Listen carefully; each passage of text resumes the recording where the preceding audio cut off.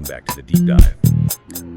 Today we are taking a sledgehammer to, I guess, one of the most romantic, untouchable ideas out there, the idea of genius. Yeah, it's a really heavy word, isn't it? It usually just kind of shuts down the conversation because we treat genius like a lightning bolt. Right, like you either have the receiver for it or you don't. The whole magic theory of creativity. Exactly. But we have this incredible stack of research today, and it ranges from, heavy cognitive science to modular synthesis guides, and even some really dense GitHub repositories on AI training. And what's wild is that all these sources basically argue the exact opposite of the magic theory.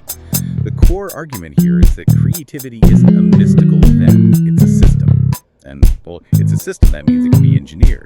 Which is the entire mission of our deep dive today. We're going to look at how you move from just having, good ideas to having the kind of ideas that actually change the historical record. And to do that, we're basing this primarily on the work of cognitive scientist Marta Bowden.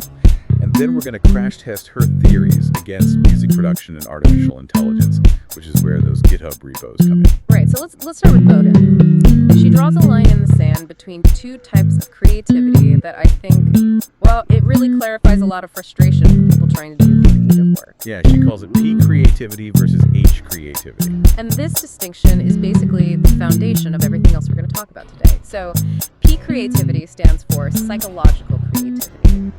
This is an idea that is surprising or new to you, the individual. Like a child realizing for the very first time that mixing yellow and blue paint makes green. Yes, exactly. To that child, that is a profound, world-shaking discovery. It's a genuine creative moment, but it isn't H creativity. Right, because H creativity stands for historical creativity. Yeah, these are ideas that are new to humanity as a whole. They're the concepts that don't just, add a book to the library. They burn down the old section and build an entirely new wing.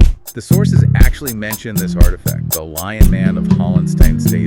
It's the prime example of this, which is a bit of an obscure reference, I gotta admit. Why does this specific statue matter so much to cognitive scientists? It matters because of what it represents cognitively. It's this 40,000-year-old ivory sculpture. And before this point in history, most art was just representational. Like you saw a bison, you carved a bison. Right. But the Lion Man is a human body with a lion's head. The artist didn't see that in nature. They had to actually conceive of something that did not exist in nature. That's a massive cognitive leap. It fundamentally changed the rules of what human expression could even be. So that is H creativity. Exactly. So the real question, the reason we're doing this deep dive is how do you and I get there? How do we stop just rediscovering things that are new to us and start making our own lion?